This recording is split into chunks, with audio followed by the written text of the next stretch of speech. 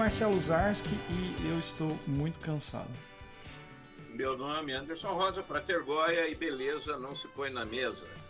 Boa. Aqui é o Michel Leme participando novamente aqui e a fim de descobrir coisas ao vivo com os meus amigos aqui. Prazer estar aqui. É isso aí, hoje mais uma vez Michel Leme voltando aqui. Michel Leme, assim como o Digão e outras pessoas aqui, são praticamente membros honorários aqui do podcast. Os caras estão sempre dispostos a trocar ideia e a gente aprender junto. São corvos do nosso bando já. Tá no bando dos corvos já aqui. É um grande prazer fazer parte dessa corja. Como é que é o coletivo? Eu não sei também, de corvos. Mas é um grande prazer. Né? Acho que é bando, né? É um grande prazer fazer parte desse bando aqui, porque vocês, enfim, como eu falei para vocês em off aqui agora com o botão vermelho ligado, é um grande prazer estar com vocês. Estava com saudade, porque, enfim, a gente fez isso aqui no segundo mês de pandemia, né? Lá em abril de 2020. Depois a gente gravou um outro em fevereiro do ano passado. E estamos mantendo aí, tipo Roberto Carlos, né? Um disco por ano, então uma edição comigo por ano já está ótimo, embora eu aceite fazer mais sempre, porque trocar ideias não só é bom, mas tem me salvado a vida em vários aspectos. Com certeza. Não, certeza. Então é isso aí, galera. A gente vai bater um papo com o Michel hoje sobre... o papo vai... Na verdade, o convite saiu por causa de uma publicação do Michel que me chamou a atenção, onde ele fala um pouco sobre o bom gosto, né, de certas... vamos dizer assim, o bom gosto como um parâmetro de julgamento, né, vamos dizer assim, entre aspas, assim. Ótimo, e depois a gente vai meio que... Ele vai discorrendo sobre isso, a gente vai falando sobre isso também, e eu gostaria também de citar algumas coisas que me vieram à cabeça do livro A Sociedade do Cansaço. O Michel não leu ainda, mas tem tudo a ver com o que ele propõe lá, não propõe, mas com o que você expôs lá, assim, de opinião. Isso depois da nossa vinheta.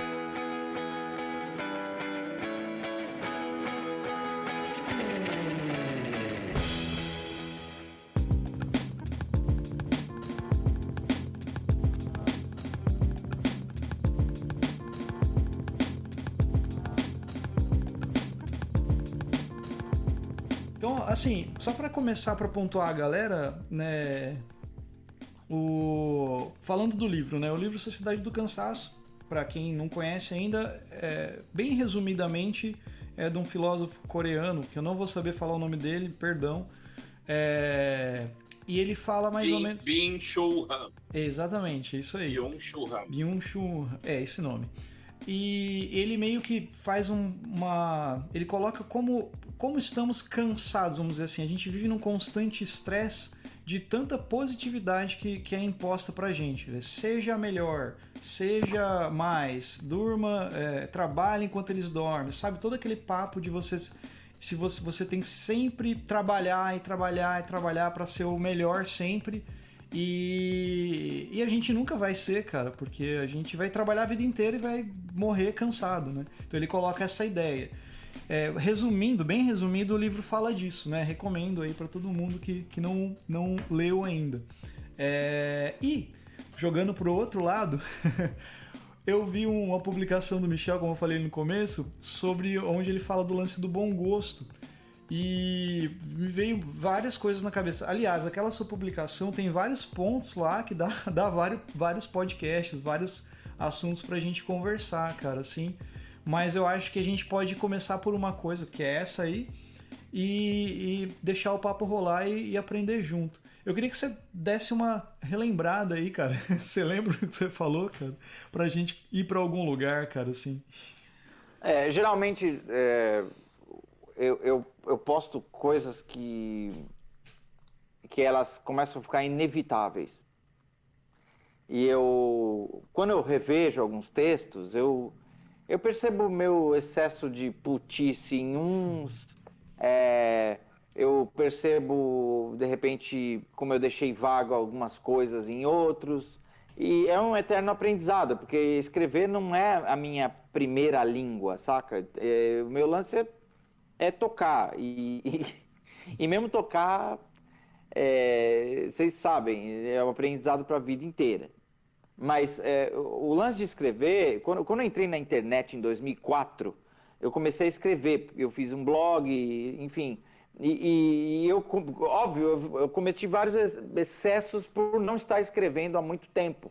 Eu estava com 33 anos e só que eu tinha muita coisa para falar sobre o meu métier, o nosso métier, né, da música e o que a gente observa na sociedade, né? Acho que todas as profissões estão interligadas.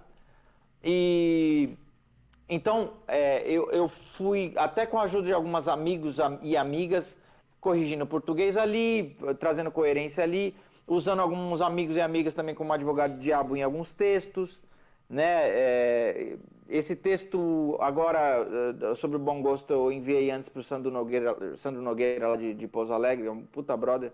A gente se conhece desde 2008, a gente mantém um fórum permanente, tem coisa publicada aí, tem um lance no YouTube que é eu, ele e o Bruno, que ele tá no Instagram como Bruno Devir, que foi um bate-papo muito legal de 2 horas.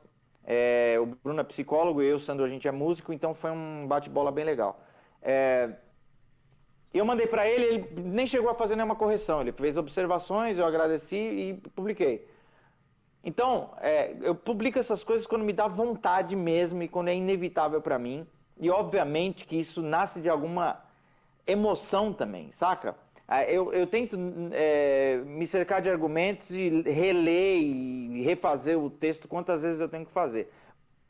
Mas nasce de uma necessidade interna. E não, assim, pontuando aí, né? Aproveitando o que você falou sobre o livro, A Sociedade do Cansaço, jamais chegou a hora de eu vou postar alguma coisa, porque eu tô vendo que as pessoas estão caindo num vazio ridículo, vergonhoso, quando elas se obrigam a postar coisas. E, cara, eu já venho reparando nisso na internet faz tempo. Tipo assim, anos atrás, um cara publicou um vídeo puto sobre uma questão e teve um boom de views. O que ele fez? Ele começou a overpost e sumiu, né? Ele perdeu completamente o impacto. Porque não era mais legítimo, era tipo, o cara cresceu os olhos para os views. Então eu jamais posto assim. Então esse lance do bom gosto, junto com outras coisas que a gente já discutiu aqui, né? Eu tava falando do negócio do artista relevante e tal, dos termos, né? Então o bom gosto foi um negócio, é uma coisa que me incomoda faz muito tempo. Que quando alguém fala, por exemplo, você tá com alguém, o cara põe uma gravação e fala, esse aí tem bom gosto. Pra mim é a mesma coisa que quando esses figurões aí da música falam, esse aí é água, esse é fonte pura. Quer dizer que o resto não é. Então percebe? Nessa de querer elogiar eu acho que fica até claríssimo que o amargor dessas pessoas em realmente dar uma alfinetada nas outras. Né? Em quem não faz parte do rol de bom gosto desses juízes aí do cacete, quem não faz parte é o extremo contrário. São os caras de mau gosto, as pessoas de mau gosto. E eu reparei nesse aspecto. Sempre vi um certo amargor quando alguém fala que alguém tem um bom gosto. Esse sim tem bom gosto. Eu sempre bateu em mim, primeiro assim, aquele crivo do estômago, né? Sempre bateu em mim muito errado isso. Depois você vai percebendo que, claro, as pessoas que eu vi, na maioria das vezes, cara, pessoas mais velhas que eu, vindo com esse papo de bom gosto, era tipo como se estivesse dando indireta pra alguém, pra mim, pra alguém, não sei. Provavelmente pra mim, né? Porque tava se dirigindo a mim, falar que a outra pessoa tem bom gosto. E eu também comecei a reparar em umas coisas, além desse amargor, né? Quando você delimita os seus favoritos do bom gosto, você já tá colocando o resto na merda, né? Obviamente, julgamento pessoal, a idiosincrasia pessoal. E, inclusive, eu dei a minha definição rápida ali de bom gosto, que para mim é um espasmo da idiosincrasia de cada pessoa que se julga, né, o regulador de qualquer merda na sociedade. É uma estupidez, e é uma mostra de uma fragilidade muito grande, né? Uma fraqueza mesmo de visão de mundo, né? Porque quando a pessoa está tão centrada, tão num próprio umbigo, ela começa a atribuir assim uma importância sempre exacerbada. E para mim a questão do bom gosto é essa. Além disso, enfim, eu falei de outras coisas ali. Que o bom gosto, hoje, por exemplo, talvez está nessas frases genéricas que se toca na guitarra, né, para você parecer que você está no The Voice, fazendo certos melismas. Isso sim é bom gosto, porque quem toca outras coisas não está nisso. Então, é uma multidão de gente tocando as mesmas merdas, as mesmas inflexões, os mesmos clichês, o mesmo populismo, a mesma demagogia de mostrar sentimento ou maturidade, esse tipo de coisa, que não tem autenticidade nenhuma, porque você coloca todo mundo no mesmo saco. Você não sabe mais quem é que está tocando. Então, enfim, a minha provocação foi essa, trazer essa questão, porque eu não ouço muito isso de pessoas mais novas, eu ouço de pessoas da minha idade ou mais velhas, que é um ranço mesmo, burguês, do papo do bom tom, bons modos à mesa, ou então regras de etiqueta. E quando você vê pessoas, enfim, eu até vejo mais novos, mas não é tanto, mas pessoas mais novas que eu, que estão na área, falando essa merda, reproduzindo esse valor completamente burguês e tão reles, tão superficial, é um negócio que eu lamento, por isso que eu publico essas coisas. Porque eu sinto que não dá para deixar isso como última palavra sempre, sabe? Você falou Então, um negócio lá, Michel. Desculpa, Goé. Fala aí. Falar para o Michel que enquanto eu estava escutando ele comentar ali as frases clichês e tudo mais, me veio muito a ideia do nado sincronizado e da ginástica olímpica, né? Que a pessoa tem que fazer os clichês para poder ser avaliado. Ele não é avaliado naquilo que inova, ele é avaliado naquilo que ele repete. Deu um duplo escarpado para trás, um movimento que desafia, não sei. Então, na realidade, é só aquele nadinho sincronizado, né, que a pessoa faz. E como você disse, é de uma pseudo-elite, porque na realidade não há esporte, entre aspas, necessariamente nisso, né? Mas um desfile, né, daquilo que se acha que é bom gosto, né? Mas o nado sincronizado, ele é ali. Você sabe que tinha um seriadinho nos anos 90, o Michel deve lembrar, chamado According to Jim, com o Jim Belushi, e aí a mulher dele estava reclamando, estava assistindo às Olimpíadas, ele falou, mas você está vendo nado sincronizado, isso daí não é esporte. Eu falei, ele falou, você já viu alguém apostar em nado sincronizado? Né? Então, então não é esporte, porra. Né? E aí você vê que já demonstra, né, aí falando do burguês, do elitista, tudo mais, que faz sincronizado. Pobre faz nada sincronizado? Não faz. Faz quem não tem o que fazer da vida, né? Que tem uma mamãe e um papai que pagam um professor super caro para você fazer uma pseudo-coreografia que no final acaba não dizendo muita coisa, né? Não representa grandes superações, a não ser dizendo que teu pai tem dinheiro na conta para pagar a aula disso. Né? Então, e aí você vê que na música acaba sendo a mesma coisa, né? Então você tem movimentos aí de elite que querem dizer que tipo de música é bom, que tipo de, né? Acho absurdo isso. Quando eu leio, por exemplo, você vê lá nos G1 da vida, né, nessas coisas assim, porque fulano tá estourando o super hit do verão. Cara, nunca ouvi falar daquele Zé Mané. Então, quer dizer, tentam empurrar o conceito daquilo que você deve ouvir. Total. O que eu ia falar eu concordo totalmente isso aí, com o que o Goya colocou mesmo. Só não, os ouvintes aí não fiquem pensando que a gente é contra aí as Olimpíadas ou os nadadores aí. É só uma comparação, assim, trazendo pro Viu, meio. Marcelo? Eu só posso dizer uma parte? Da minha parte, é uma crítica às Olimpíadas, sim. Ah, tá. Porque, você sabe por quê, Marcelo? Eu vou falar isso né, pro ouvinte, especialmente, né?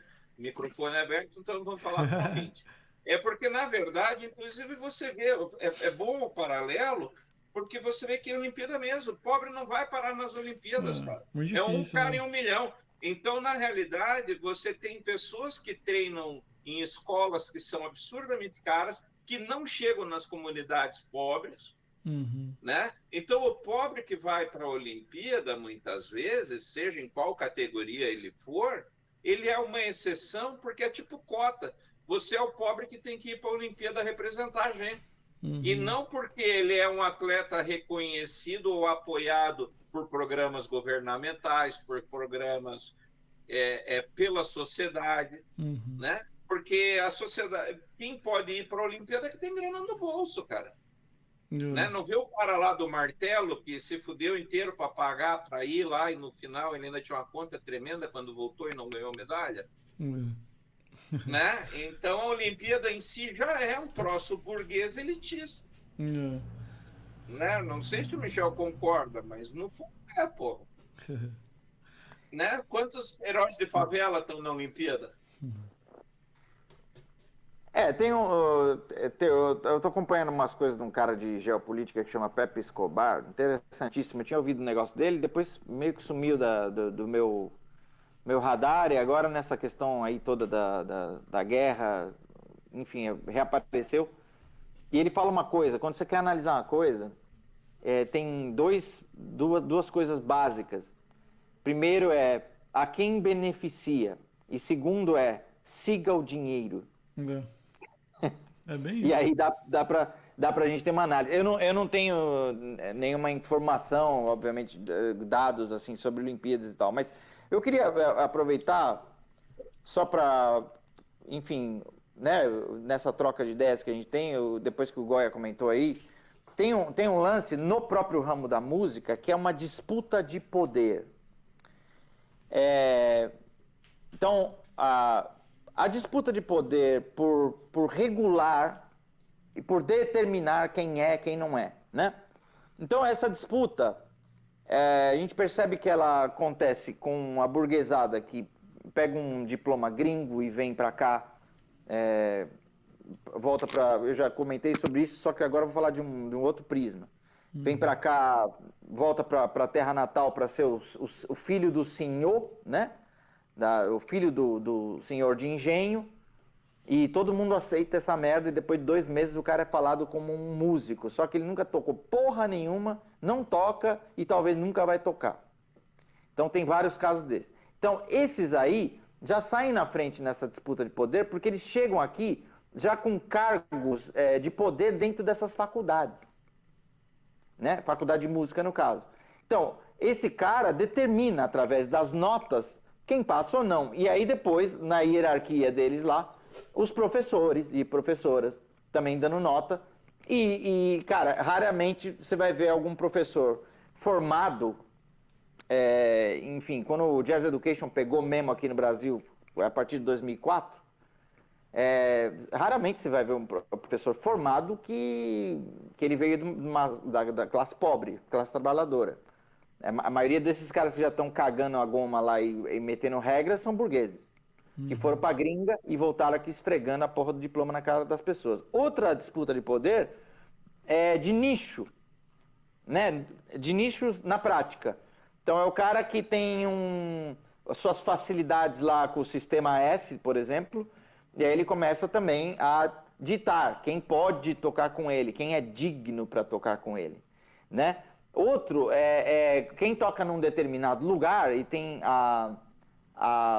o poder de escolher músico para tocar naquele lugar, seja um restaurante, seja o que for, é uma espécie de arregimentador também acaba tendo esse poder de regular. Então chegar, não, ouve esse disco, não, essa introdução tá errada, esse andamento não é assim, esse não é o tom, essa frase tá uma merda, e etc.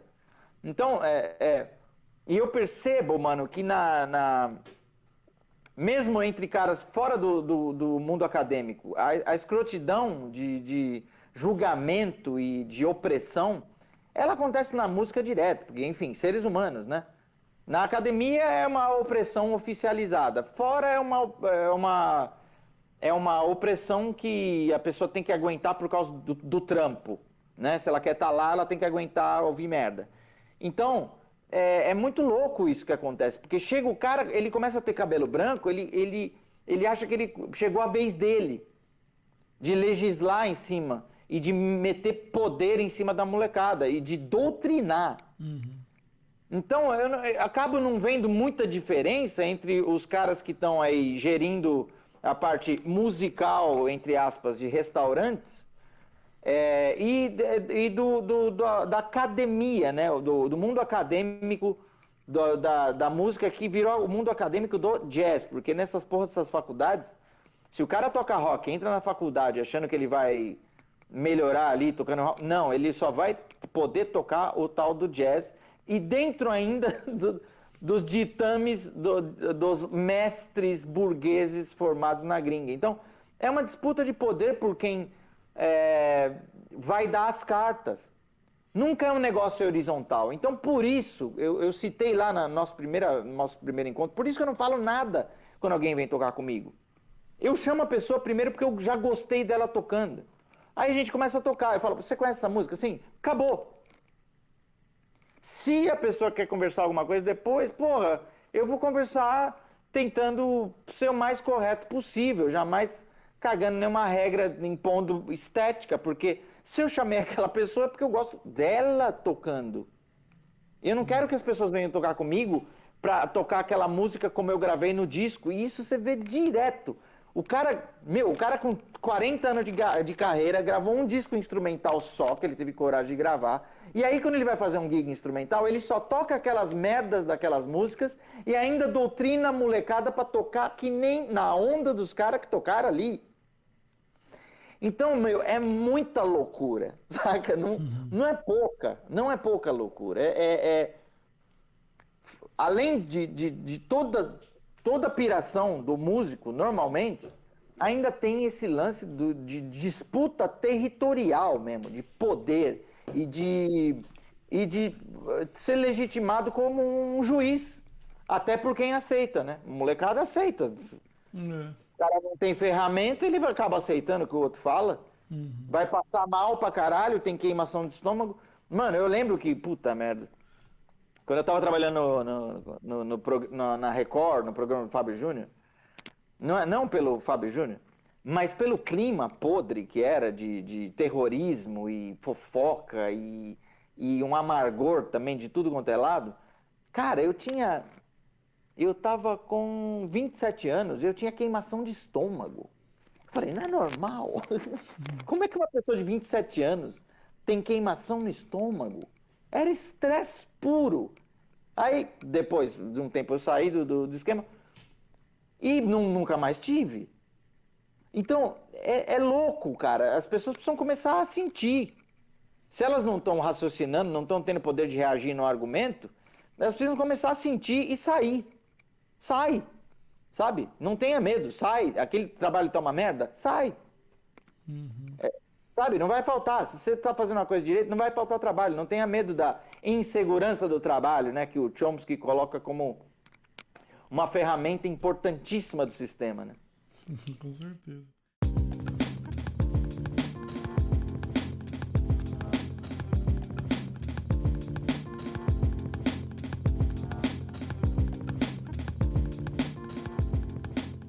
Desse lance de imposição, assim, cara, você falando, eu pego pela minha experiência, assim, de quando eu comecei a tocar guitarra e eu sou adolescente dos anos 90, né? Eu sou um pouco mais novo que vocês, eu tenho que sempre falar isso quando eu encontro vocês.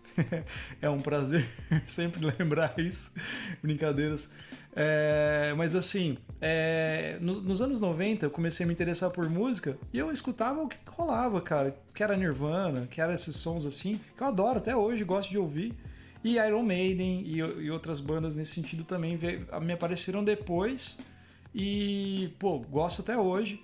E quando eu comecei a me interessar por música instrumental, vamos colocar assim, ouvindo discos, né, seus, do próprio Djalma e outros caras assim que eu conheci na época, assim, por causa de festivais, eu comecei a escutar, lógico, mais especificamente esse tipo de coisa, porque eu acho que você meio que mergulha de cabeça para tentar descobrir o que tá rolando, né? Depois não menosprezando nada do que rolou. E eu lembro, cara, que eu nunca deixei muito de lado as coisas que eu gostava de ouvir. Então, por exemplo, eu sempre estudava as coisas lá, os standard, por exemplo, que eu adoro, gosto de tocar até hoje, sempre estou estudando isso. Mas ao mesmo tempo, saiu um disco novo do Iron Maiden, vou lá e vou escutar. Eu tava escutando antes daqui do papo o disco do Mastodon, um disco novo que eles lançaram esse ano, foda pra caralho. E tipo assim, vários comentários que eu ouvi, às vezes, tipo, da galera que tocava comigo, assim, assim, da mesma época, assim, ou que já tocavam, ou a galera que vinha fazer aula comigo, falavam sobre, tipo assim, essas coisas, depois que eu comecei a dar aula. Sobre até eu lembrei disso, do menos é mais que você cita lá. Tipo assim, por exemplo, um exemplo banal, né? Você escuta o B.B. King tocar, maravilhoso, lindo, foda. Aí você escuta o cara do Mastodon tocar, foda pra caramba. E não tem comparação, cara. É igual pinga e cerveja e sabe, são coisas que você tem ali que são saborosas, né? Não dá pra ficar comparando uma coisa com a outra, se é melhor ou ruim. Só que daí as pessoas falavam como se fosse uma coisa fria, vazia, sem sentimento. O Malmsteen é vazio, o Malmsteen não tem feeling, não é igual, sei lá, o B.B. King tocando. E daí a coisa mais assim que eu já ouvi, cara, foi num comentário de uma pessoa que falou assim, eu tava ouvindo alguma coisa e a pessoa chegou e falou assim, esse cara aí é do time dos velocistas, né? Tipo assim, caralho, cara. Tipo, sabe um negócio que daí você... Tipo, eu fiquei com aquilo na cabeça, pô, velocista, cara. Agora música é uma competição, né, cara? É um negócio que você precisa, sabe... sabe, não tem argumento, cara, assim. Daí do lance de todo o lance do feeling, de não sei o quê, sabe? A palavra feeling foi tão falada e tão... cara, eu nem quero jogar esse assunto na roda, que acho que podia botar uma tampa nessa panela aí pra não falar mais disso. Mas enfim, acho que isso rola muito, cara. E pensando pela minha vivência, assim, eu passei por isso muito. Ainda passo. Acho que a gente vive um pouco disso também, até por causa das coisas que você tá colocando aí também. Mas, cara, hoje dá a impressão de que isso me atinge menos. Dá a impressão de que eu tô tentando... Lógico, ainda atinge, ainda a gente fica pensando, fica remoendo coisas. Mas a gente tá um pouco mais maduro para tentar ver caminhos disso não te prejudicar, né? Tipo, de uma maneira que eu ficava frustrado muitas vezes, cara. Com comentários, com ideias assim, cara. De frustrado mesmo, de ter que fazer terapia, assim, sabe? De ter que ficar, porra... O que está acontecendo, sabe? E, né? Então, coisas assim. Acho que o Goya, pô, a gente se conhece há muito tempo e o Goya foi meu aluno, então nas aulas a gente trocava muita ideia sobre coisas nesse sentido. E eu sempre falo para ele que eu sempre aprendo muito com ele, tipo, pela experiência de vida mesmo, cara, assim, por coisas de vivência, né? Esses dias foi ontem, sei lá, foi aniversário da esposa dele, eu até falei, pô, vocês são espelhos pra mim, assim, sabe? Porque tenho essa visão e já falei isso pra você também, Michel. Você é um espelho, assim, no sentido de coisas boas, assim, sabe? Ninguém é perfeito, eu sei, mas assim, a gente tem referências boas nessa pessoa que eu gostaria de pegar pra mim, sabe? São coisas assim pra gente aprender junto, sabe? Enfim, E isso, cara, acontece pra caramba. E como que tem sido, assim, agora que tá voltando a se tocar, voltando a conviver com pessoas assim, ao vivo, né? Eu tô vendo que tá rolando coisas de novo. Esses 2 anos de pandemia que ainda não acabaram, deu uma amenizada nisso? Você acha que piorou? Ou tá tudo uma bosta, a sociedade é uma merda e perdi as esperanças? Isso jogando pra vocês dois, né? Não só pra você, Michel, pro Goya também. Então, deixa eu falar uma coisinha antes aí que o Michel tocou nesse assunto de quem indica quem. E daí tem. Eu me lembro muito que eu gravei muito LP, de passar LP para CD, porque eu fazia masterização, colecionador. Então, as lojas de LP em Curitiba me chamavam para eu trabalhar, porque o cara queria preservar o vinil, mas queria continuar ouvindo, né? No disco que ele curtia tal, então eu passava aquilo para CD. Então, não é pirataria, porque o cara já tinha pago pelo disco, né? Mas transformava em CD. Eu fazia a capa, fazia toda a arte, muito legal. E uma vez, inclusive, eu vou mandar um abraço para o Clóvis Cordeiro, que é dono de uma loja de LP lá em Curitiba, da Sua Música. E o Clóvis, ele me mandou um disco, eu não tenho certeza se era a Cláudia, mas é uma artista que era da época da Elis, e aí o Clóvis contou que a Elis ela era pródiga em matar novos artistas, né? Então ela não queria competição, então ela queimava todo mundo. Essa Cláudia foi uma, ela fez a mulher passar fome, né, com as críticas que ela tecia. Essa mulher tinha uma voz tremenda. A própria Nana Caymmi foi alvo da Elis Regina, a Laide Costa, a Claudete Soares, Nara Leão, a Macirene Costa. Toda essa turma sofreu horrores com a crueldade da Elis Regina em termos de estúdio. Então, ela criticava em público, ela criticava nos shows, e aí ela ia matando a concorrência, né? Para tentar sempre por cima. Outro movimento que fez muito isso, até o pessoal incensa muito aí, vou falar, depois vocês não gostarem, aí eles conversam comigo. Né? Mas você pega o próprio movimento aí, Gil, Caetano, Chico, o pessoal da Tropicália ali, né? Eles formaram uma panelinha, que até hoje é um estigma aí, o Michel deve lembrar mais até, um estigma da música brasileira, que ou você era da panelinha deles ou você não gravava. Aí você não ia para a rádio, você não ia para programa de TV, você não ia para lugar nenhum, porque ou você tinha o discurso aceito, né, desse pessoal, tinha a bênção deles, ou você não era ninguém. Tanto é que foi o pessoal que ajudou a sedimentar ali o eixo Rio-São Paulo. E, por exemplo, no Paraná mesmo, quantas bandas você nomeia de cabeça? Quantas bandas do Rio Grande do Sul? Né? Porque se fechou uma panela e dizia que música era o que aquele pessoal fazia e o resto não fazia música. E mesmo em São Paulo, o Rio, né, quem tocava blues, quem tocava jazz, quem tocava era excluído, então era varrido para baixo do tapete. Simplesmente era como se não existisse, porque você não era da MPB. Né? Eu não sei se o Michel concorda com isso, mas é uma coisa que eu me lembro bem, esses cortes que o pessoal fazia, esse controle, né? Eu já ouvi falar de coisas também, não só desse pessoal, mas de outras pessoas ainda. E, enfim, eu acho que talvez deva existir livros documentando isso, né? Porque, porra, deve ter livro lançado pra cacete, né? Que a gente nunca ouviu falar. E essas coisas precisam vir à tona, né? Elas precisam vir à tona porque é aquele papo da história, cara. É aprender na história para o que é nefasto nunca mais acontecer. Porque, por exemplo, essa nova ege de estupidificação do cidadão e de necropolítica, né?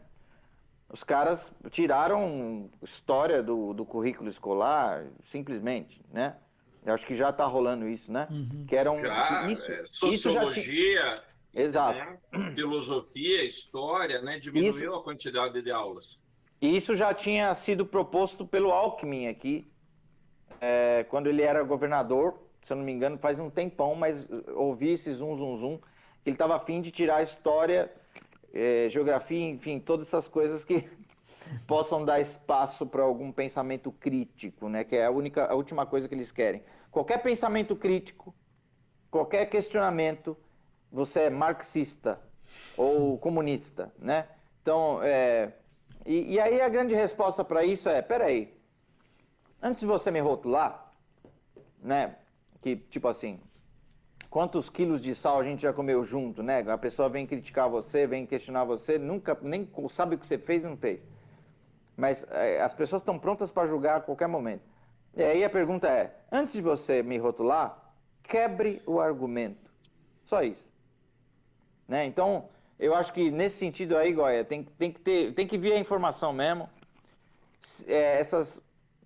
A informação deve vir, as verdades devem emergir para a gente não cair nessas merdas de novo. Porque acontece muito aqui. Tem ainda a bênção dos caras que são figurões. E eu já teve no meu radar isso aí, e eu sou maldito completamente entre esses caras. Maldito, porque eu nunca fiz o jogo. Nem dos caras velhos figurões e nem dos caras novos que são gênios, entre aspas. Eu cumprimento e falo, ei, beleza? Eu não falo, puta merda, nós precisamos fazer um som um dia. Eu só falo isso pra quem eu sinto mesmo. Então, quando você não faz essa política, você é maldito, você não existe mais. Mas o que eles não esperam é que você vá continuar tocando e produzindo e gravando, né? Se eles pudessem, eles te matariam, porque o perfil desse pessoal é esse mesmo. Só a estética deles é verdadeira. E ainda com um fanismo nacionalista asqueroso do caralho. Que é uma outra discussão foda. Então, Ozarski, só respondendo o que você falou, mano. Nessa volta, né? O que eu tô sentindo é mais do que esse ranço aí todo porque isso não vai deixar de existir e é cada vez mais nos porões que rola isso. É cada vez mais em conversas não registradas. Porque os caras não vão ser macho, né? Como eles dizem, né? Eu não uso isso, mas eles usam, né? O cara não vai ser machão. Porque eu acho que essa coisa da testosterona mal usada já era, né? Uma estupidez. Mas esses caras old school aí, ruim, né? O old school bosta, eles nunca vão realmente dar a cara deles numa publicação, numa entrevista, num podcast. Nunca. Por quê? Porque esse é o perfil do covarde. O perfil do covarde, bicho, ele vai montar em quem deixa. Em quem questiona, ele já não tá mais. Sacou? Então eu não vejo tanto mais esse problema. O que eu tô vendo nessa volta é o problema dos bares pagando a prazo. Teve um bar aqui que é modinha aí, você põe no Google Jazz, já aparece o nome deles. Eles instituíram pagamento a prazo. E aí outras casas começaram a fazer igual, porque canalhada se reúne. Pagaram o músico na pandemia com bebida, né, de dívida que eles tinham. Eu devo ter falado isso aqui. E só por ter instituído o pagamento a prazo, eu nunca mais toco nessa merda. Por quê? Porque, porra, você quer conhecer a história? A história foi assim. Eles instituíram o pagamento a prazo. Portanto, eu não toco mais. Eles querem foder minha profissão. Acabou. E as pessoas continuam tocando lá e nos lugares que estão pagando a prazo, a exemplo desses canalhas. Porque eles chegaram a pagar em 70 dias bilheteria e depois passaram agora para uma outra parada. Aí tem os bares que surgiram, por exemplo. Eu tive uma conversa com um bar que surgiu aí. E, vamos fechar uma data? Eu falei, claro, como é que é? A gente paga em 7 dias. Eu falei, por quê? Aí demorou pra caralho, o cara falou com o cara do financeiro, o cara do financeiro pegou meu WhatsApp e falou comigo. Olha, a gente paga em 7 dias porque é um trâmite do departamento financeiro. Puta explicação genial, né? Eu fiquei totalmente satisfeito. Eu falei, olha, ok, enquanto for assim, eu não toco aí. Quando vocês passarem a pagar no fim da noite, eu tô. É isso. Então, o que está mais preocupante nessa volta é a submissão, a precarização do trabalho do musicista e da musicista. É a podridão mor que está acontecendo, saca? Tem gente tem artistas figurões que só vão entrar no palco se eles receberem adiantado, eles têm esse poder. Não é todo mundo que vai ter esse poder. E o resto é a prazo, saca? Então esse é a pior merda que está acontecendo agora, é isso. Porque o papo todo ideológico aí de imposição estética e julgamento nunca vai deixar de existir, e ele é um papo de porão mesmo. É um papo de sabe, fim do gig, rua vazia, aí rola esses papos.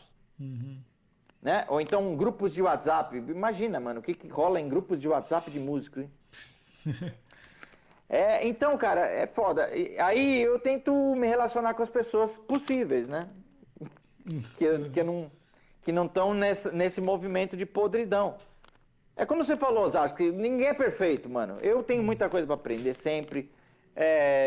Cara, enfim, né? Eu não sou a melhor pessoa para ficar falando de mim. Mas, cara, não dá para tocar com um certo perfil. Então, infelizmente é assim. Você acaba tocando com pessoas que dá para você conviver e conversar. Vou te falar, teve pessoas que eu limei, assim, da vida, porque estavam sendo irresponsáveis na hora de tocar. Sabe, bicho, o cara se perde na forma do Maiden Voyage uma vez, tá bom, isso acontece com qualquer um. Na segunda, fudeu. Aí é irresponsabilidade. O cara tocou alto pra caralho no teu solo, acompanhando o teu solo. Atrapalhou teu solo. Ficou fazendo um monte de merda no meio do teu solo. É canalice, isso é carreirismo. É o cara que não se aguenta, quer fazer carreira. Então eu não toco mais com esse tipo de perfil. Sacou? Eu quero tocar junto. Então, tá no solo da outra pessoa, eu tô na função do solo da pessoa. Tá no meu solo, eu não vou exigir porra nenhuma, mas eu tô ouvindo, né? E eu tô sentindo.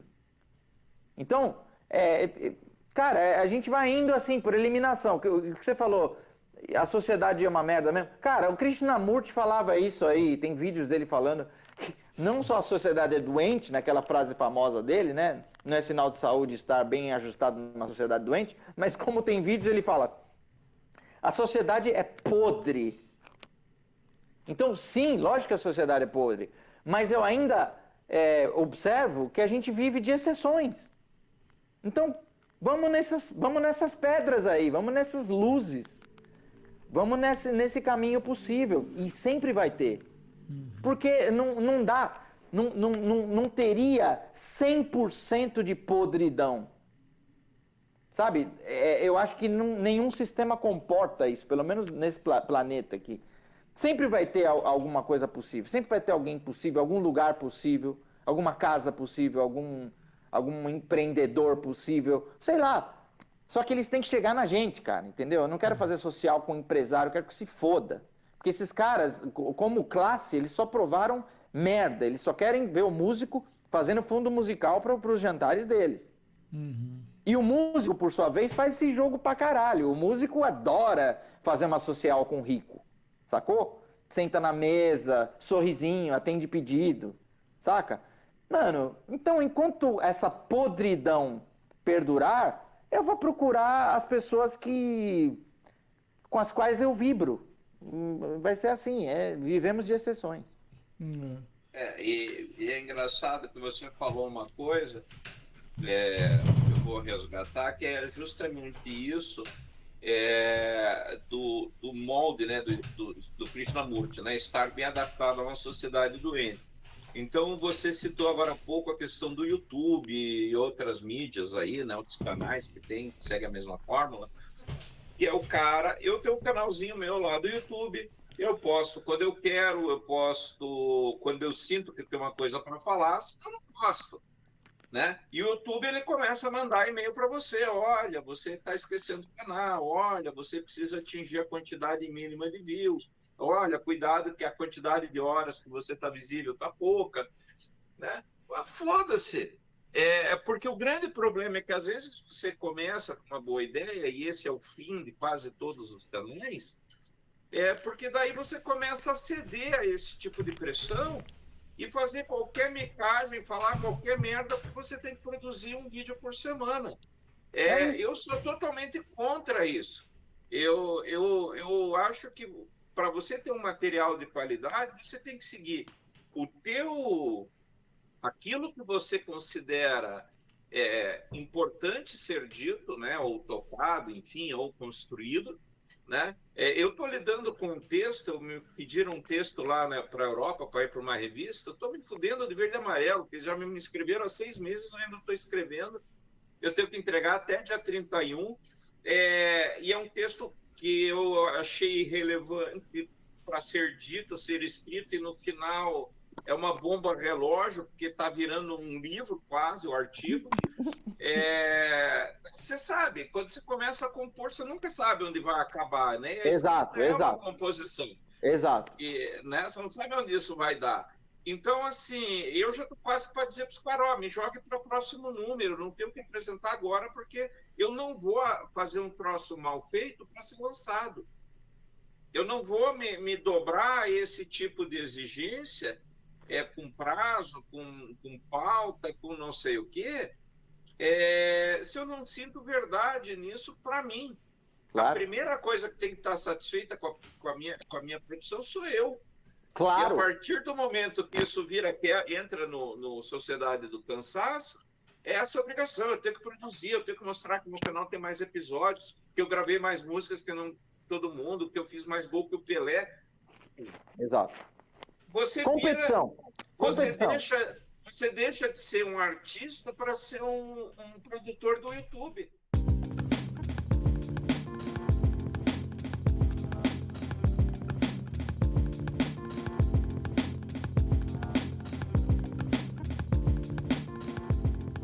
Ô Goya, e Ozarski, peço licença aí só para comentar esse negócio. Eu quero fazer uma alternância aqui legal, né? A gente realmente fazer um rodízio aí quando fala, mas eu só queria comentar uma coisa rapidamente. Isso que você falou, ô Goya, eu tenho falado com algumas amigas, principalmente algumas amigas, que elas estão questionando completamente esse negócio, principalmente do Instagram. Você tem que... Eu tenho que produzir conteúdo, tenho que postar não sei o quê, pelo menos um vídeo por dia, não sei o quê. Tudo isso, a pessoa vai ficando doente. E não, o importante é falar, não estou falando da nossa faixa de idade aqui, perto dos 50, não.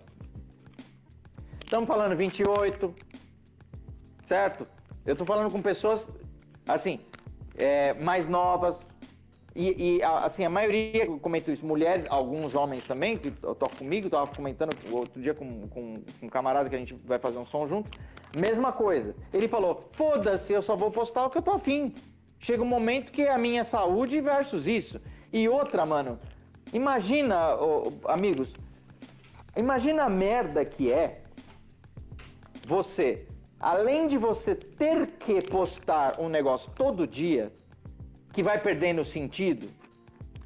Se tiver sentido, beleza, mas não há sustentabilidade nisso. Durante uma semana ou duas, o cara que entra no Instagram agora, eu entrei no Instagram agora, eu vou ter coisa pra caralho pra falar, legal. Depois você tá lá faz 6 anos, né, ou 7, como é o meu caso, mano, você fala, eu vou no meu ritmo, eu já percebi como é essa merda aqui. Não vai adiantar eu estabelecer uma corrida com o algoritmo. Por quê? Porque eu não estou no esquema TikTok. Então, por exemplo, eu fiquei sem postar alguma coisa faz dias, depois eu falo para vocês aí. Mas, puta, o último vídeo que eu postei lá, eu tocando um arranjo que eu fiz para uma música chamada Mascaleira, do Wayne Shorter.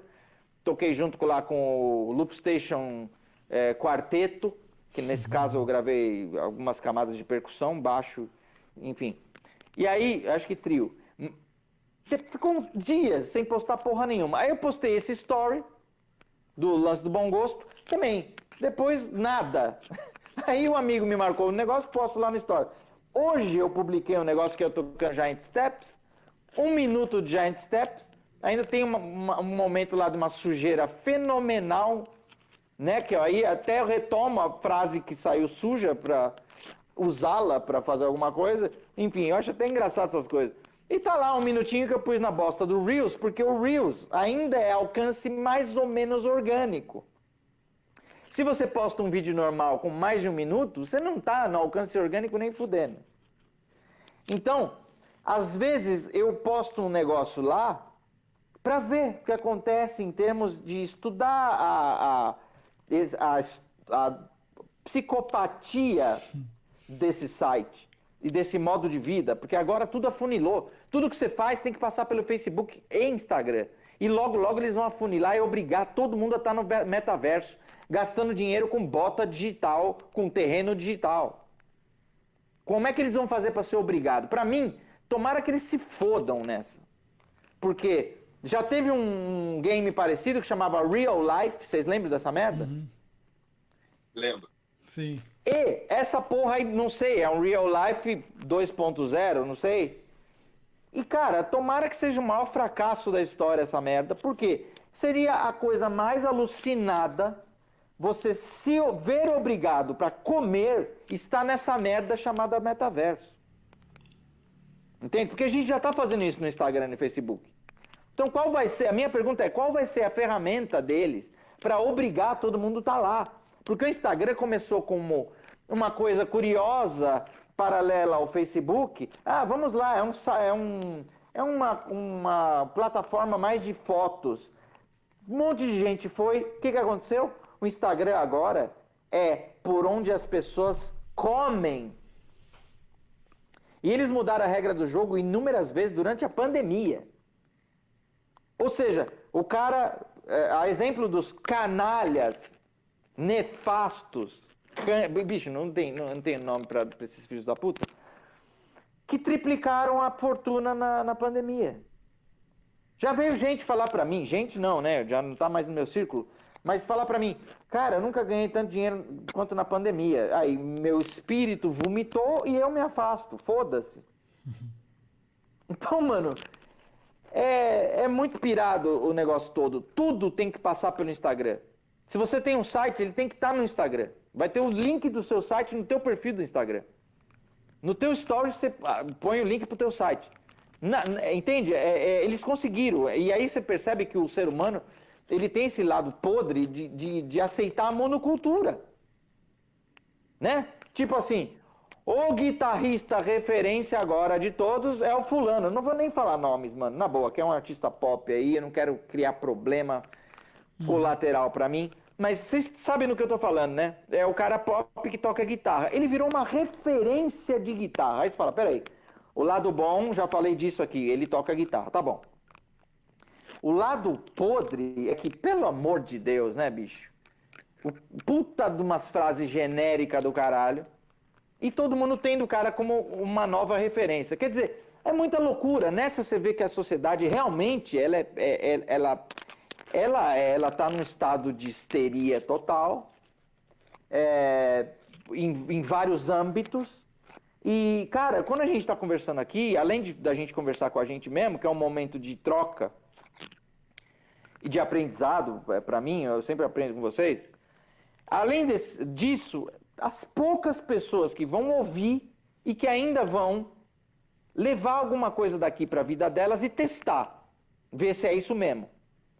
Né? Que é aquele jargão da ciência, que o cara do Cosmos, esqueci o nome desse cara. Não, o que é depois? Eu não lembro o nome. É Neil deGrasse Tyson. Isso. Neil Tyson. Isso. Ele lê lá um jargão em latim, que a tradução é mais ou menos, vá aferir por você mesmo. Então isso acabou.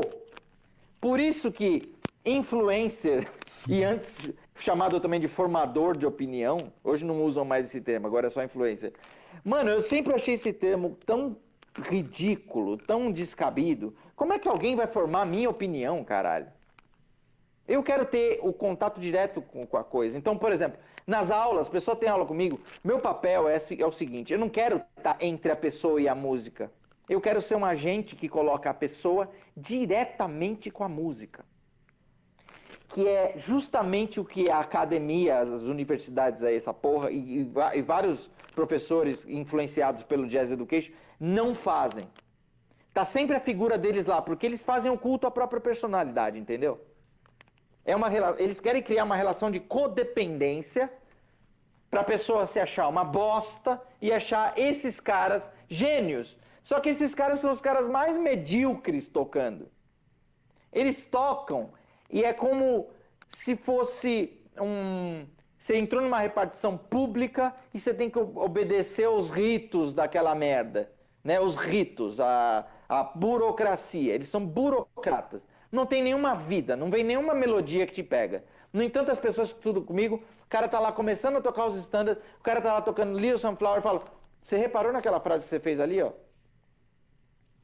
Vem um troço do fundo do ser. Eles estão acabando com isso. Sabe por quê? Eles estão pegando as variantes da escala bebop, né? Vindo do Jazz Education, só podia ser um negócio relacionado a vírus mesmo, né? As variantes da escala bebop. Improvise usando os arpejos de cada acorde. Espera aí, isso é um exercício. Isso não é uma concepção. Isso é um exercício. E você poderia falar vários outros. Faz o arpejo relativo, uma terça acima a cada acorde dessa música. Treina isso aí, né? É uma visão. Oh, legal. Agora, sei lá, treina essa música e entra na 13ª de cada acorde. A primeira nota de cada melodia que você for fazer, você começa na 13ª de cada acorde. Mas isso é um exercício, pelo amor de Deus. Então, toda essa podridão, ela se manifesta de vários jeitos. E para mim, esse ensino podre, onde todo mundo sai tocando igual, inclusive fazendo as mesmas inflexões do professor, porque o professor manda os exercícios de acentuação, como se as próprias frases não tivessem acentuação. Não, eu tenho que mandar exercícios de acentuação. Nessas, você vai ali forjando clones. Caras, tem pouquíssimas pessoas que se pareceram comigo e tocando. Um fez aula, outro me encontrou no festival. E eu encontro esses caras, um dia eu falo, esquece que eu existo um tempo, certo? Vai no seu, vai na sua convicção. Nunca mais eu vi ninguém querendo tocar parecido comigo. Porque o próprio método já previne essa merda. Eu quero que a pessoa toque como ela toque em direção ao potencial dela. Entende? Então a gente começou falando de gosto, começando falando de um monte de coisa. Talvez a gente esteja se dirigindo a gente que gosta de tocar. E pelo amor de Deus, gente, se regulem por vocês mesmos e não... E outra, sintam. Se o professor está falando um negócio e você sentiu alguma coisa estranha, confie nisso. Você sentiu. Saca? Não fica justificando o professor aqui, ó. Não, mas ele foi pra gringa, ele sabe mais. Não, bicho, ouve esse cara tocar primeiro. Né? Aí você ouve o Barney Castle tocando, você ouve o Toninho Horta tocando e ouve esse professor. Quem é que te passa mais vida na música? Aí sim, a gente vai usar comparação, né? Porque já que é pra lidar com gente escrota, a gente compara eles com eles mesmos. Né? A gente faz o jogo deles de comparação. Cara, eu ouço Barney Castle, eu tenho espasmos, tipo, né? Sem querer, Porque ele gera isso em mim. Eu ouço Toninho Horta tocando lá, bicho, a música dele, seja o que for, sempre tem um negócio que você fala, Hélio Delmiro, Heraldo do Monte. Saca? E várias outras pessoas, as pessoas que tocam comigo, eu vibro com elas. Bicho, esse é o ponto. Ninguém mais tá ouvindo a música. Todo mundo só olha a merda do diploma do cara. E a porra do falatório do cara. O caô, o 171, sacou? Então isso precisa parar. As pessoas precisam voltar a ouvir a música de novo, cara. E também, na hora de tocar e praticar, ter a relação direta com a música. Se você ouviu o que você tocou, você já tem elemento suficiente para você estudar em seguida, sacou? Então, se é para ter um orientador, orientadora, que sejam pessoas que agregam a vida e que abrem caminhos, e não que te padronizam e te anulam. Saca? Porque a pessoa pode tocar uma coisa que é dela, e não sair tão legal, e você falar, bicho, você tem um lance aí, vamos continuar, toca essa música agora. Aquela coisa que é dela vai sair e vai melhorando cada vez mais. E a linguagem? A linguagem ela vai buscar, porra. Não sou eu que tenho que passar a linguagem. Por quê? As frases que eu passo para uma pessoa não são necessariamente as frases com as quais essa pessoa vibra. Sacou? Então, bicho, assim, nesse meu... A parte aqui que eu falei que ia ser rápido, me perdoe, mas é foda, uma coisa vai me conectando à outra. Eu creio que deu para cobrir um certo terreno aí. Mano, vamos parar de aceitar o ensino militar americano em música. É isso que tá cagando tudo. Concordo. Eu vou pegando esse gancho do Michel, desculpa aí, Zars. Não, fale. Mas pegando o gancho do Michel, por um pedacinho do livro de harmonia do Schoenberg, e na realidade assim, o Schoenberg fez lá a música do Decafônica, aquele papo todo, e ele era um cara que era revoltado com o pensamento acadêmico do período, justamente porque ele já apontava isso. Então veja que tem um trechinho dele no livro de harmonia que ele diz assim, ó, nenhuma arte é tão cerceada em seu desenvolvimento por seus próprios professores quanto a música, pois ninguém vigia uma propriedade mais zelosamente do que aquele que sabe que propriamente não lhe pertence. Quanto mais difícil é a legitimação de tal propriedade, maior o empenho em demonstrá-la. E o teórico, que habitualmente não é artista ou é em grau ínfimo, ou seja, não é, tem assim todas as razões para esforçar-se em assegurar sua posição artificial. Sabe que por onde o aluno mais aprende é através dos modelos que os compositores fornecem em suas obras mestras. Se fosse possível deixar o aluno observar o compositor como ele pode observar o pintor no ato da criação, se houvesse ateliês de composição musical como há de música, ver-se-ia claramente quão supérfluo é o teórico da música e que ele é tão nocivo quanto a academia de arte. Dando-se conta da situação, o teórico busca a sua defesa criando substitutos do modelo vivo, a teoria e o sistema. Putz. É o que você acabou de falar. Exatamente. Puta merda. Ô Goya, foi tão foda esse texto que você falou que eu ouvi até um reverb aqui. Né? Você vê o Schoenberg, ele mata isso aí, ele diz exatamente isso. Cara, e ele falou merda. Isso daí é o quê?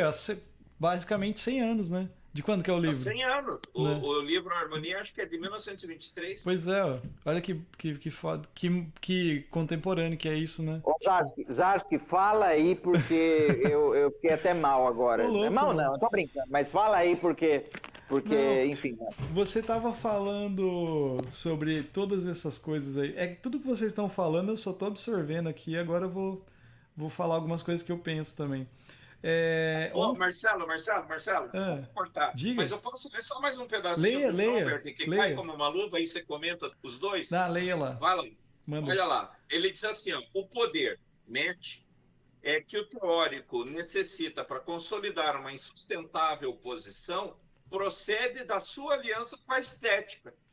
Esta ocupa-se só de coisas eternas e na vida chega sempre demasiado tarde. Isso chama-se conservadorismo, que é tão cômico quanto chamar conservador um trem rápido. Não obstante, as vantagens que a estética oferece ao teórico são compensados a ponto dele não se preocupar com isso. Quão pouco retumbante soa quando um professor diz ao aluno: um dos meios mais proveitosos para a concepção da forma musical é a tonalidade. Mas e distinto resulta quando fala do princípio da tonalidade como uma lei. Tu deves, cujo acatamento fosse imprescindível para a forma musical. Esse imprescindível parece nos perceber aí o bafo da luz eterna. E se te atreves, jovem artista, a pensar outra coisa, terás todo contra ti. Todos que sabem faz tempo tudo o que aqui afirmo e te denominarão Neo-Junker Ankraut. E como charlatão serás caluniado. E essa frase, né, Neo-Junker Ankraut, né, é o filho primogênito das ervas daninhas em alemão. Massa, bom pra caramba. Não, é isso que eu tô falando. E tem, pô, 100 anos isso aí, né, que ele falou. E o legal do Schoenberg é que ele meio que nem você colocou, ele cansou, né? Tipo, pô, cansei disso aqui, dessa mediocridade que tá rolando aqui, eu quero pensar Não, diferente. E ele e bota essa. curiosamente, Marcelo, tudo que a academia tem o Schoenberg como parte da bibliografia, e a Uhum. impressão que você tem é que eles não leem. Sim, porque ele Porque tá se o falando cara tudo o lesse esse contrário. livro, ele faria diferente. Uhum. Né? Óbvio. O cara tá dizendo de escola dessa merda. É que o que acho que cai um pouco também, Goya, no lance de. Ele veio com essa ideia meio que de pensamento de desligar do que estava acontecendo, né? De ter uma visão diferente. E daí, lógico que a galera, vamos dizer assim, o Jazz Education, né? Não nesses termos, mas eles vão aproveitar disso para padronizar isso também, muitas vezes, cara. Daí você padroniza, é igual o free jazz lá, cara. Você, tipo, que era uma ideia, um pensamento que os caras queriam tocar, se aproximar mais do lance da raiz lá, afro deles, e de repente virou um padrão, sabe, de coisas, assim. O próprio Fusion, né, cara, assim, virou uma, vamos dizer assim, uma onda, né? Tipo assim, não, agora tem que tocar assim porque é o que tá rolando, sabe? Nessas coisas. Mas que eu tava falando aquela hora, mas eu concordo com tudo isso aí, cara. Vixe. Aquela hora vocês estavam comentando, cara. Ontem à noite eu tava vendo um filme. Puta, o nome do filme é Fahrenheit 445. É um filme de. Fahrenheit 451. Que é com o cara que fez o Apollo Creed lá, esqueci o nome do. Michael B. Baita livro, Jordan. cara. Então, cara, e eu não, é um livro então. É um Ah, livro. tá. Eu não sabia. Eu vi o filme. E a premissa do filme é que, tipo assim, você é no ano de 2000 e sei lá quanto, lá numa sociedade mais, tipo, lá pra frente, onde os bombeiros, né, no caso, né, por isso o nome Fahrenheit, eles são encarregados de queimar tudo que é conhecimento, né? Por exemplo, livros de artistas, discos, você não pode ter nada relacionado ao conhecimento, no caso a arte, né? Nesse sentido, conhecimento histórico mesmo, né? De cultura. De cultura, exatamente. E daí esses bombeiros, eles são os heróis, né? E o que é mais legal, bom, não sei se no livro é assim, mas o filme ele traz toda a visão de hoje, né? Então, esses bombeiros, né, são os heróis e eles têm uma legião de crianças, né, que estão estudando para isso, né? Então eles pegam o livro, olha isso daqui, queima, deve ter um lance de queimar e tal, e acabar com tudo. E é tudo televisionado, cara. Tipo assim, mostra o cara invadindo o lugar lá porque tem os rebeldes que estão mandando livros por HD, pela internet, para tudo quanto é lugar, tentando disseminar esse conhecimento de cultura, e não pode, porque não pode ter esse pensamento, a gente não pode. A arte, a cultura, ela é errônea, porque ela cria dois lados, sabe? Uma ideologia bem maluca. E daí fica mostrando as carinhas de curtidas e não sei o que, sabe? Muito próximo do que a gente tá vivendo. E daí. O filme original ele é de 66. Olha É aí. uma das primeiras obras do François Truffaut. Olha, eu vou procurar o original, cara. Eu descobri por acaso. Eu li o plotzinho lá na Amazon lá. A Amazon paga a gente aí. Nunca ela vai pagar, né? Mas assim, achei bem interessante a ideia. Eu assisti. Lógico, não é o melhor filme do mundo, mas todo o conceito de discussão que ele traz, cara, é muito profundo, muito interessante de somar. E vocês falando de tudo isso daí que tava rolando, eu fiquei pensando nisso, cara. Veio na minha cabeça essa coisa, sabe do impor uma coisa, tipo, não, agora é isso que vai ser, esquece tudo o que tá acontecendo lá. isso daqui, a história não importa, a gente... É o 1984, né, cara? É bem a mesma ideia, se a gente for ver o Admirável Mundo Novo, todo mundo tem essa mesma visão, né, cara? E, infelizmente, tem muito isso ainda, né, cara? No meio da música, não só no meio da música, mas no meio da sociedade em geral, né? E daí vocês estavam falando do lance de você ter que, acho que foi o Michel que sou, você ter que publicar, você ter que postar o negócio, você ter que não sei o que lá. Essa semana mesmo, eu tava conversando com a minha namorada. E a gente tem essa pira também de, que nem, a gente tem a escola de música aqui, eu faço algumas publicações que eu acho que são relevantes para... Não relevante naquele sentido que discutimos no outro podcast, mas que acho que são somatórias. Que é você, tipo assim, pô, um dia da semana você publicar algo sobre algum artista pra galera conhecer. Pô, esse mês eu tô publicando só coisas de bandas que tem a ver com mulher, né? Bandas de mulher, artistas. Daí eu falei da Elza Soares. Elza Soares é tal pessoa assim, assada, escuta ela.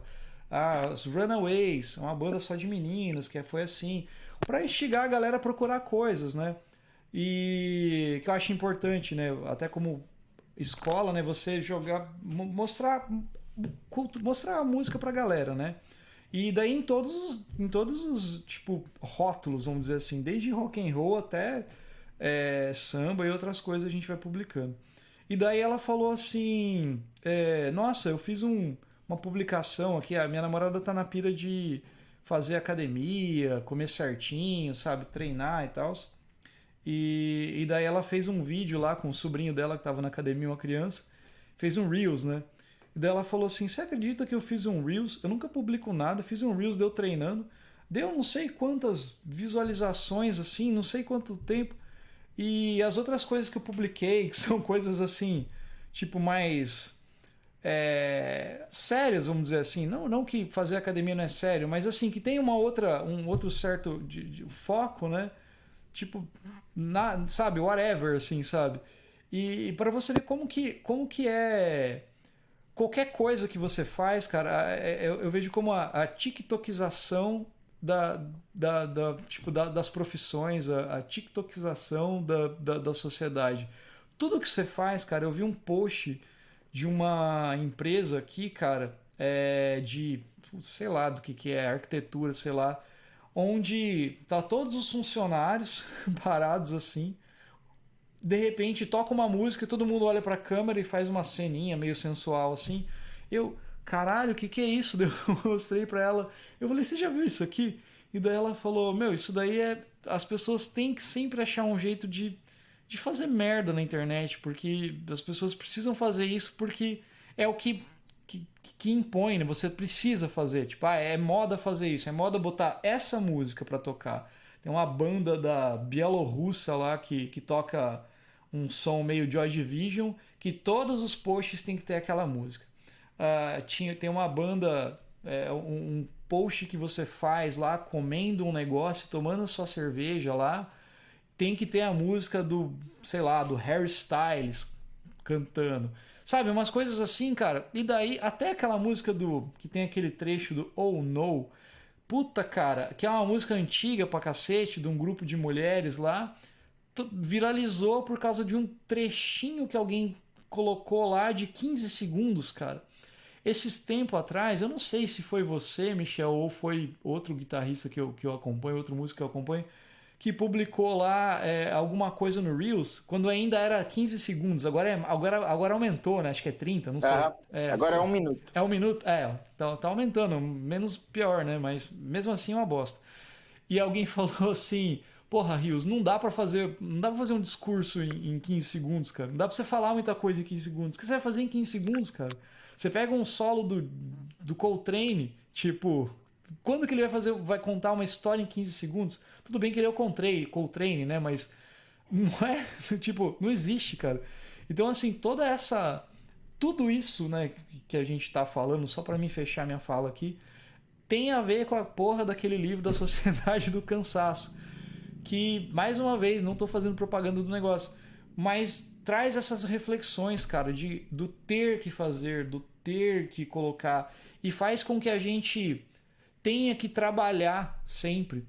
Eu tenho que ser o melhor guitarrista, eu tenho que ser o melhor professor, eu tenho que publicar um Stories de manhã, um Reels na hora do almoço, um IGTV, é IGTV que fala? IGTV à noite, e no outro dia eu tenho que postar um TBT, no outro dia eu tenho que publicar uma transcrição, e foda-se. Eu lembro que lá em Tatuí, cara, adorei estudar lá.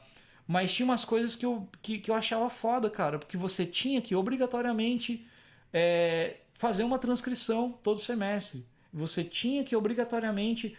Lógico, os professores eram maravilhosos. Eles entendiam esse sentido de você.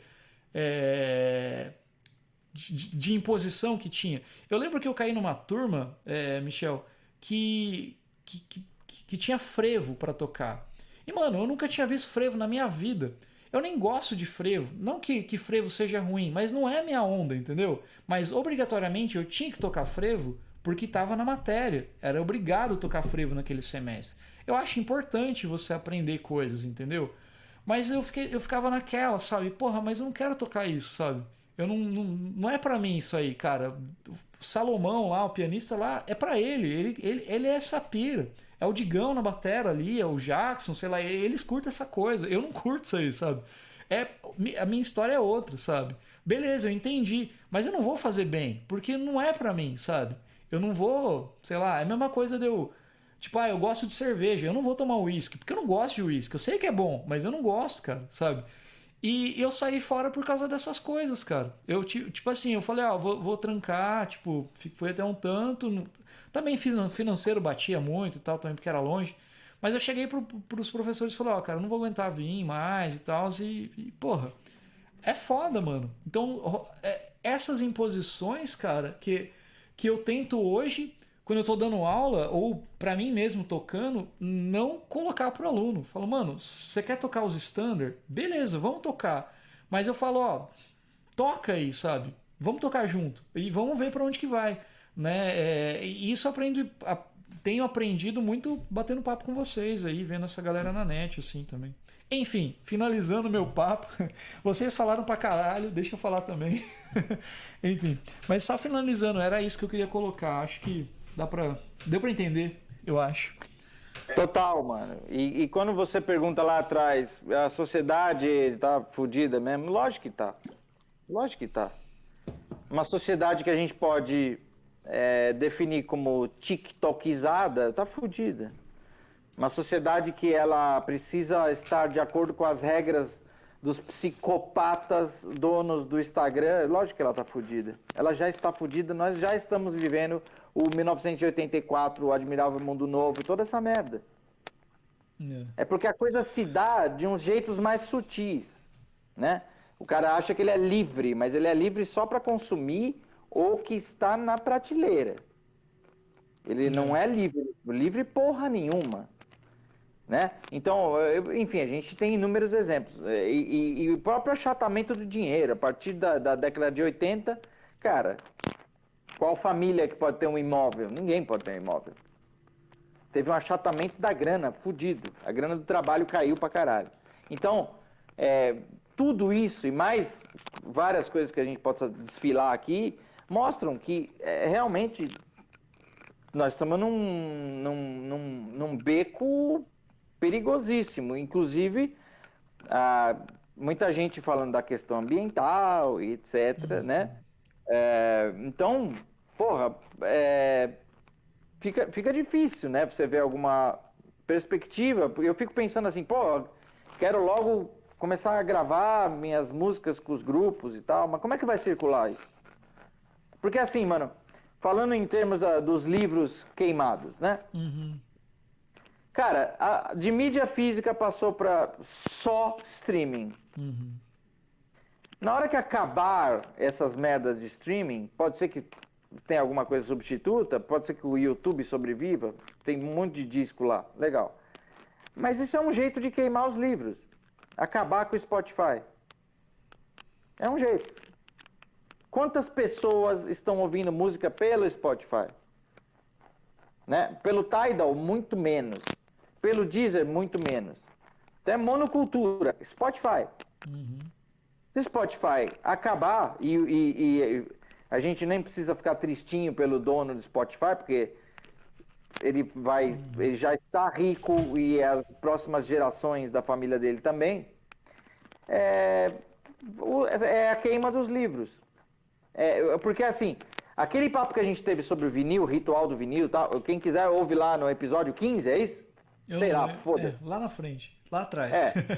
Mano, tem uma outra coisa aí.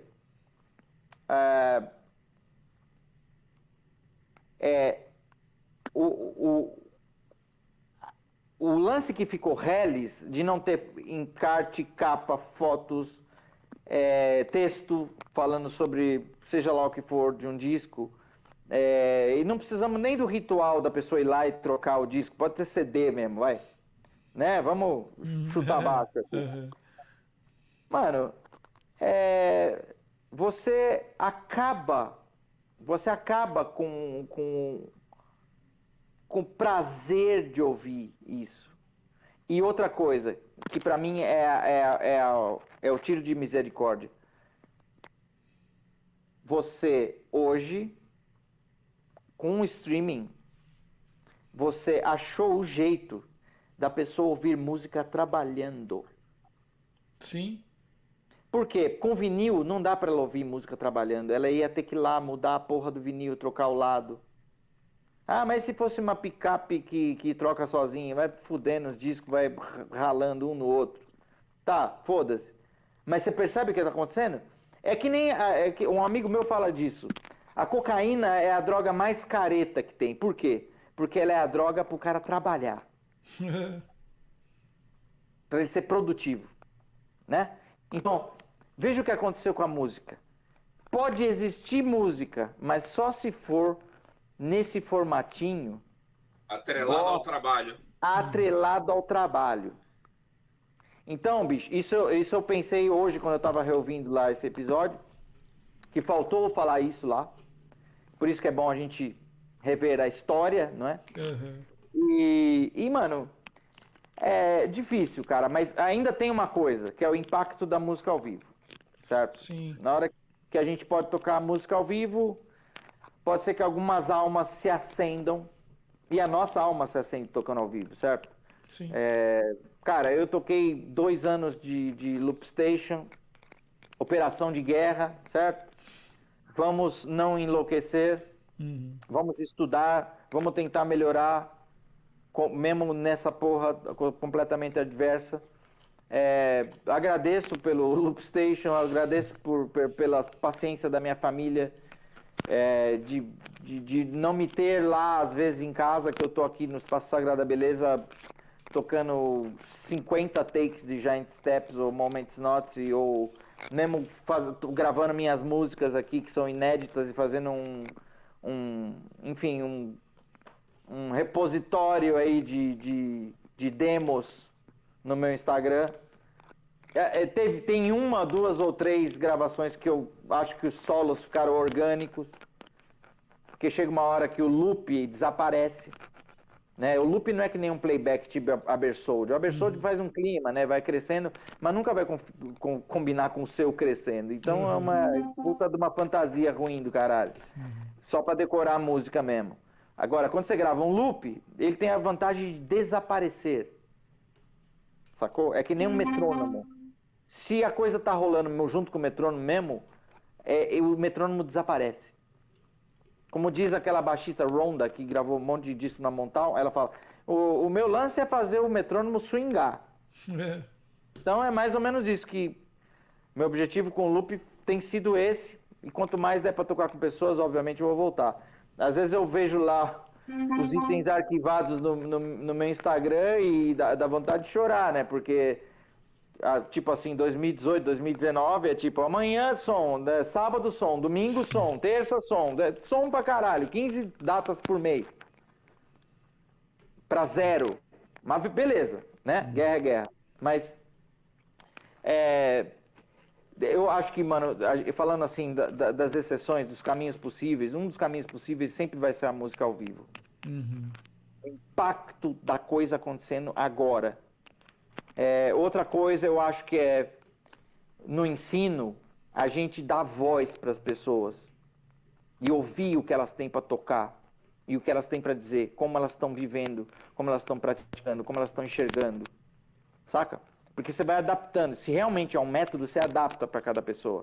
Tem gente também que não é muito afim de tocar standard comigo. E eu falo, tá tudo bem, faz as suas músicas aí, né? Quer usar o acorde diminuto? Faz um treco aí com ele, sacou? E vamos no ritmo e na característica de cada pessoa. Eu não vejo problema nisso.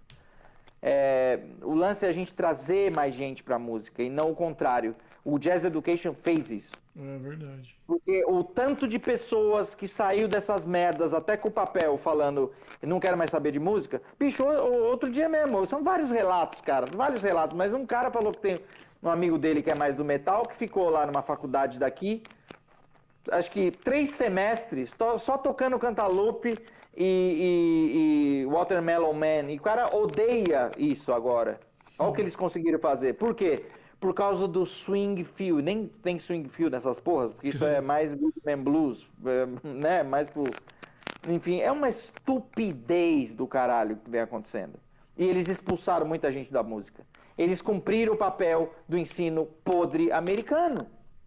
Saca? Quando é que esses caras vão ter toda a braveza que eles têm pra admitir isso aqui? Sacou? Pô, admitam logo, bicho. Vocês fizeram merda. Com esse métodozinho bosta de ficar passando leak e ficar determinando como deve ser o jazz. Esses caras não entenderam nem o Eric Dolphy, nem Thelonious Monk, nem Ahmad Jamal, nem porra nenhuma. Porque eles são lacaios do esquema americano. Então, bicho, é tipo assim, eu sou autodidata. Autodidata não quer dizer que eu aprendo sozinho, quer dizer que eu aprendo de várias fontes. Eu vi essa definição, achei bem legal um tempo atrás. Bicho, quando eu ouço Hari Prasad Kaurasa tocando Bansuri, eu falo, pelo amor de Deus, é uma linguagem. Quando eu ouço Zakir Hussain tocando tabla, eu falo, nossa senhora. Quando eu ouço Alice Coltrane tocando uns trecos na harpa, eu falo, puta merda. Etc, etc, etc. Então, por que impor linguagem? Por que impor estética? Quando a gente toca um standard, a gente precisa estar na forma. Se você inverter um baixo, eu agradeço a luz. Falo, nossa, ainda bem que ficaram inverter um baixo. Caralho, entendeu? Se a gente mudou de andamento, beleza. O que nos une é a forma. De resto, eu quero ouvir o que você tem pra dizer. Então, mano, fica aqui um outro recado. Os caras que realmente importaram pra mim são as pessoas que não queriam ouvir eu tocando Pat Metheny. São os caras que queriam ouvir quem eu sou através do que eu toco. E são esses caras que eu já respeitava e respeitei mais ainda. Porque as pessoas que, não só porque me atacaram, falaram mal e a gente fica sabendo pelas coisas. Não, o problema não é falar mal, discordar, não. É porque esses aí queriam que se confirmasse, eles queriam que eu fosse uma força a favor da merda deles. A força a favor do contratinho que eles fecharam com esse ensino podre, essa estética podre de destruição e padronização. Quando a pessoa percebe que você está na tua, é uma ofensa irreparável. É bem por aí mesmo. Concordo. Goia, sua vez. Cara, o áudio teu não tá vindo pra mim. Tá mutado. Eu queria aproveitar esse finzinho para ler uma citação do Fahrenheit 5.1, que é do próprio livro do Ray Bradbury. Ele tem um outro livro muito bom chamado Homem Ilustrado também, né? E o livro do Fahrenheit, ele tem um texto muito interessante, que ele diz assim, quer ver? Olha lá. Por sorte, esquisitos como ela são raros. Sabemos como podar a maioria deles quando ainda são brotos, no começo. Não se pode construir uma casa sem pregos e madeira. Se você não quiser que se construa uma casa, esconda os pregos e a madeira. Se não quiser um homem politicamente infeliz, não lhe dê os dois lados de uma questão para resolver. Dê-lhe apenas um. Melhor ainda, não lhe dê nenhum. Deixe que ele se esqueça que é uma coisa como a guerra. Se o governo é ineficiente, despótico e ávido por impostos, melhor que ele seja tudo isso do que as pessoas se preocuparem com isso. Paz, Montério. Promova concursos em que vençam pessoas que se lembrem da letra das canções mais populares ou dos nomes das capitais dos estados ou de quanto foi a safra do milho no ano anterior. Encha as pessoas com dados incombustíveis, entupa-as tanto com patos que elas se sintam empanzinadas, mas absolutamente brilhantes quanto a informações. Assim, elas imaginarão que estarão pensando, terão a sensação de movimento sem sair do lugar e ficarão felizes, porque fatos dessa ordem não mudam.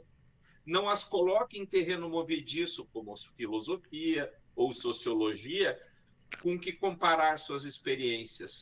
Aí reside a melancolia.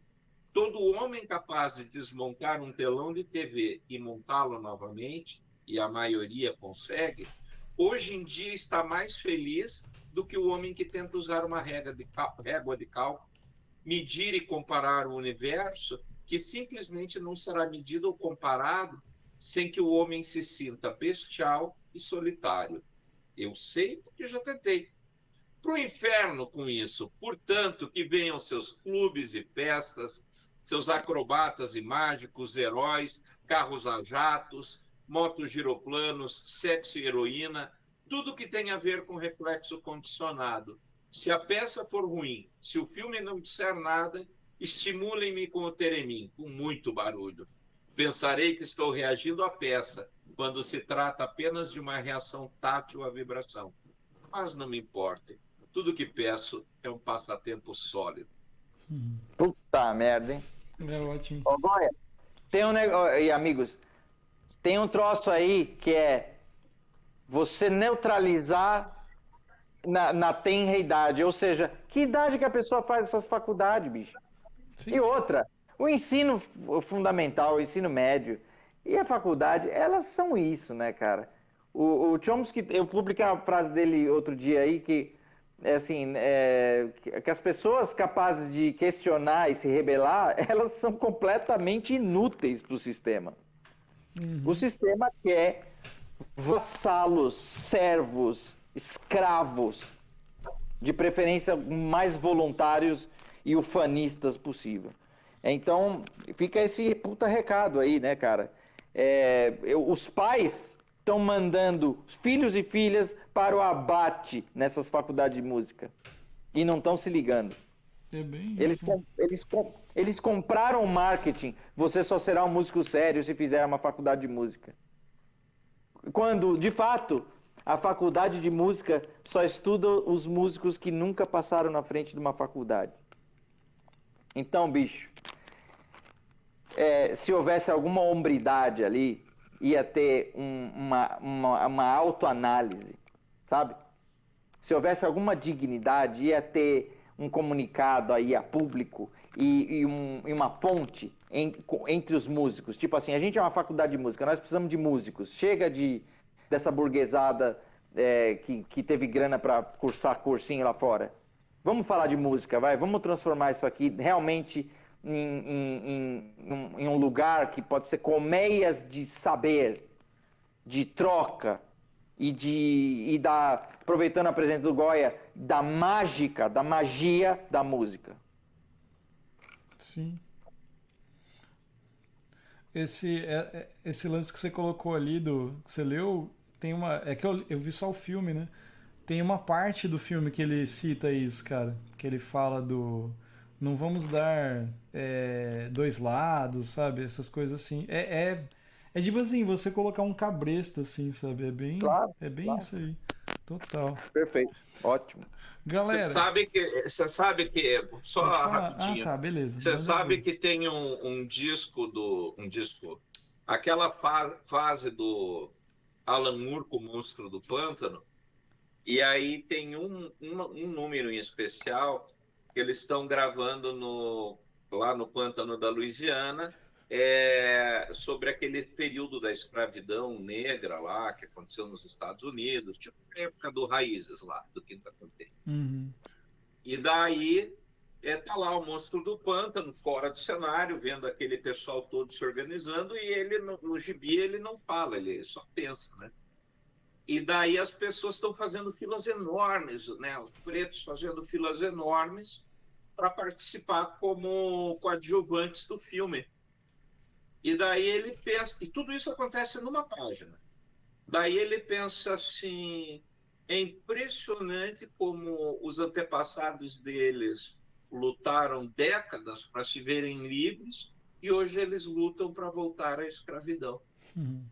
Eles querem se sentir de novo no lugar dos escravos. Isso é um absurdo.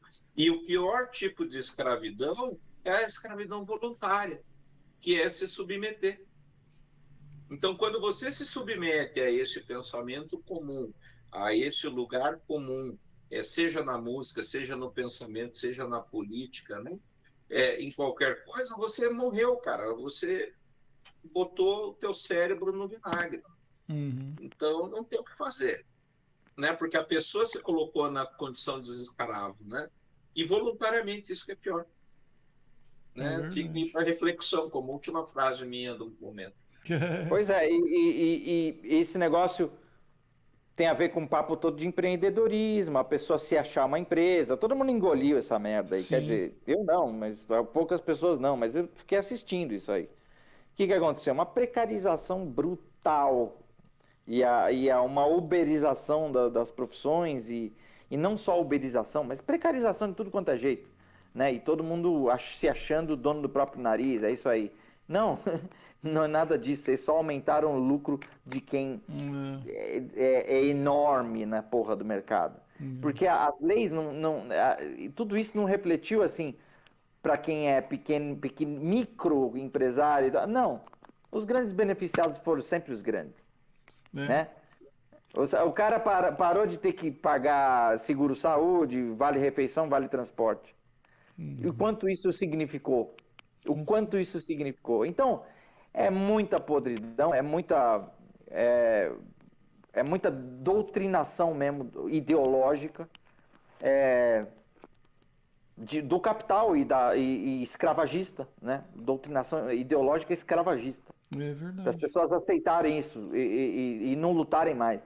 Então, nós estamos num período, assim, muito... Puta, tá pesado, né, bicho? Mas, enfim, vamos aí. Vamos fazendo o que a gente tem que fazer. Eu acho que essas trocas de ideias aqui são vitais. Só por estar aqui, eu agradeço muitíssimo. Obrigado.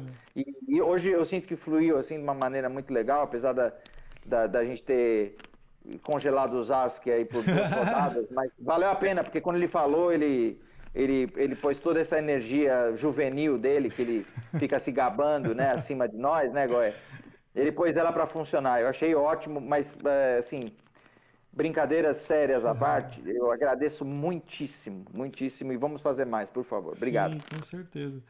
Só para fechar aí, esse lance que você falou, e até que o Goya colocou ali, de empreendedorismo, que você colocou no final, né? Até vem esse papo de que, por exemplo, na pandemia, a galera, a pessoa perdeu o emprego lá, mas está lá, montou um quiosquinho ali, tá ganhando dinheiro, tá empreendendo. Assim, a pessoa fez o que ela pôde fazer para sobreviver, né, cara?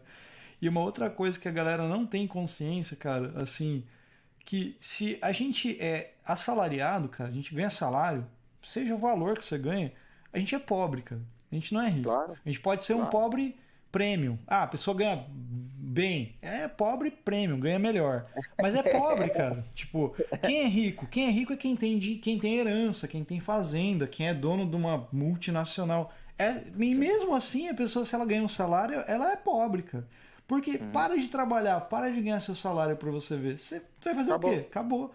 Então, e as pessoas não têm essa consciência, cara, disso. E daí entra nessa viagem que a gente comentou várias coisas aqui. Mas é um assunto, assim, talvez para um outro podcast, quem sabe. Ótimo. Né? Podemos falar disso, da alienação a alienação da pessoa à própria classe. Exatamente. Em relação à própria classe. Ela compra um carro zero e ela já se acha numa classe superior. Isso Exato. é um puta... Aí vota nas pessoas que fode ela, apoia as pessoas que fode. Ih, cara, não vai longe. É isso aí. Bom, mas, muito isso. caras, muito obrigado. Goia sempre. Tamo junto. Michel, valeu mesmo aí. Falei com o Michel um dia atrás, ele, opa, vamos aí. É isso ótimo. Aí. Podendo tendo horário, é nóis. Sim, vamos marcar mais. E fica a dica aí, quem quiser saber mais sobre o trabalho do Michel, siga nas redes sociais aí, Michel Leme. Tá Michel Leme Music, né? Eu tenho meu site que é www.michelleme.com. Ótimo. Desde 2004 no ar. Olha aí, ó, quase 20 anos. michelleme.com, tem tudo lá, trabalho dele e, bom, a gente vai deixar na descrição aqui também, quando sair, vai ficar tudo certo. Valeu, galera, um abraço e tamo junto. Deixa eu só desligar. Valeu, Zaço aí.